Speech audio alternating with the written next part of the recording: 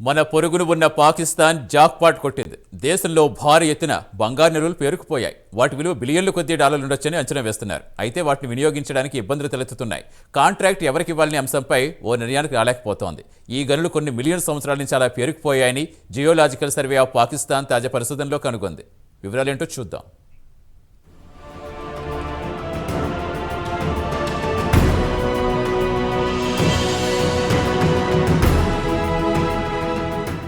మన పొరుగున ఉన్న పాకిస్తాన్ అతిపెద్ద జాక్పాట్ కొట్టింది. పాకిస్తాన్కు చెందిన జియోలాజికల్ సర్వే ఆఫ్ పాకిస్తాన్లోని పంజాబ్లోని అటాక్ రీజియన్లో బంగారు గనుడున్నట్టు కనుగొంది. కాగా ఈ బంగారం గత కొన్ని మిలియన్ల సంవత్సరాల నుంచి అలా పేరుకుపోయిందని చెబుతున్నారు.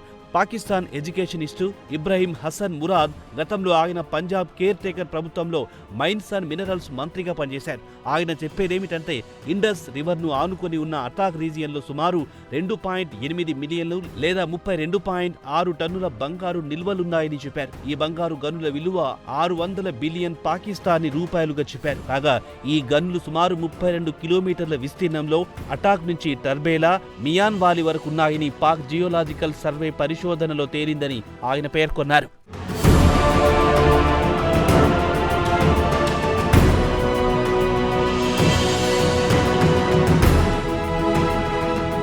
కాగా ఈ బంగారం నిల్వలు కొన్ని బిలియన్ల సంవత్సరాల నుంచి అలా పేరుకుపోయాయి. ఇండస్ నది, కాబుల్ నదులు పంజాబ్లోని అటాక్లో కలుస్తాయి. ఈ ప్రాంతంలో నిల్వలు పేరుకుపోయాయి. సాధారణంగా శీతాకాలంలో ఇక్కడ బంగారం గనుడున్నట్లుగా స్పష్టంగా కనిపిస్తోంది. అప్పుడు నదుల్లో నీరు క్రమంగా తగ్గిపోతుంది. అప్పుడు నదిలోని ఇసుక రేణువులతో కలిసి బంగారు రేణువులుంటాయని నిపుణులు చెబుతున్నారు. ఇక్కడ వరకు అంతా సవ్యంగా ఉన్నా దీన్ని ఎలా త్రవ్వాలి, ఎలా వెతికి తీయాలనే అంశం పెద్ద వివాదానికి దారితీసింది. కాగా మైన్స్ అండ్ మినరల్స్ డిపార్ట్మెంట్ మాత్రం ఇక్కడి సంపదను తాకరాదని, ఇక్కడ బంగారు గనులు తవ్వరాదని నిర్ణయించింది. ఈ ఏరియాలో ఉండే stone sand, zinc mining operations వేరెవరికైనా కేటాయించాలనే ఆలోచనల్లో సీనియర్ అధికారులున్నట్టు తెలిసింది.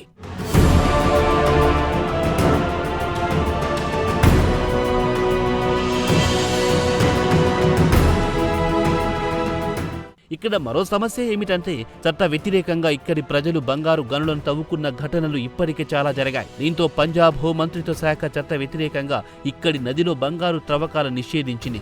ఇక్కడి స్థానికులు చట్ట వ్యతిరేకంగా మైనింగ్ చేయడం మొదలెట్టారు.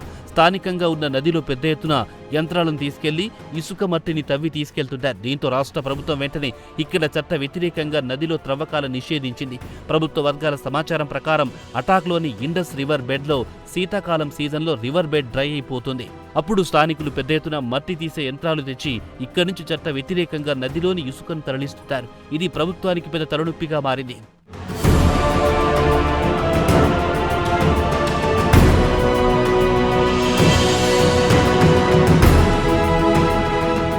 ఇక తాజాగా పంజాబ్ ప్రభుత్వం చట్టం ప్రకారం అన్ని ఫార్మాలిటీస్ పూర్తి చేసిన తర్వాత ఈ బంగారు గనులను వేలం వేయాలని నిర్ణయించింది.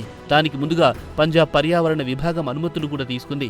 ఈ ఏడాది చివరి నాటికి వేలం ప్రక్రియ మొదలయ్యే అవకాశం ఉందని స్థానిక మీడియాలో పెద్ద ఎత్తున వార్తలొచ్చాయి. అయితే బలోచిస్తాన్లోని రెకోర్డ్ డిగ్ గనుల్లో కూడా బంగారు నిల్వలు ఉన్నట్టుగా తేలింది. అయితే ప్రభుత్వం ఇక్కడ నిల్వల్లో 15% సౌదీ అరేబియాకు విక్రయించాలనే ఆలోచనలో ఉంది.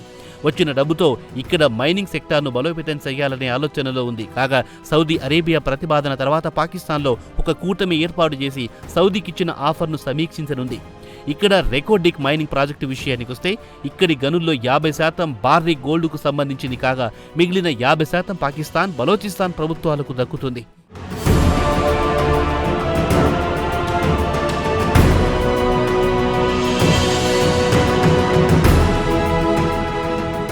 తాజాగా పాక్ మీడియాలో వస్తున్న వార్తల ప్రకారం చూస్తే Pakistan federal cabinet record copper and gold మైన్ను సౌదీ అరేబియాకు విక్రయించడానికి అంగీకరించింది. 15% వాటాను $540 మిలియన్ల విక్రయించాలని నిర్ణయించింది. సౌదీ ఫండ్ ఫర్ డెవలప్మెంట్ $150 మిలియన్ల బలోచిస్తాన్ ఏరియాలో మినరల్స్ డెవలప్మెంట్ కు వ్యయం చేస్తుంది. అయితే పాకిస్తాన్ పెట్రోలియం మంత్రి ముసాదిక్ మాలిక్ మాత్రం ఇప్పటి వరకు డీల్ కుదరలేదని చెప్పారు. అయితే సౌదీ అరేబియాలో రెడోడిక్ గనుల గురించి చర్చలు సరైన దిశలో జరుగుతున్నాయన్నారు. త్వరలోనే ఒప్పందం కుదురుతుందని పెట్రోలియం మంత్రి మాలిక్ అన్నారు.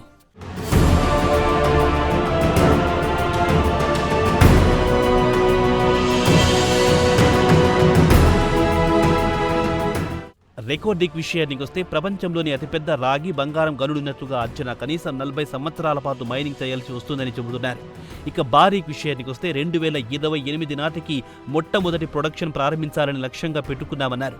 ఏడాదికి 90 మిలియన్ల టన్నుల ప్రాసెస్ చేయాలనుకుంటున్నట్లు తెలిపింది. ప్రస్తుతం రాగికి డిమాండ్ విపరీతంగా పెరిగింది. ఎలక్ట్రిక్ వాహనాలకు అడ్వాన్స్ బ్యాటరీ సిస్టమ్కు రాగిని విరివిగా వినియోగిస్తున్నారు. 2020లో పౌండ్ $2 ఉంటే ఈ ఏడాది జనవరి 3 నాటికి $4కు చేరింది.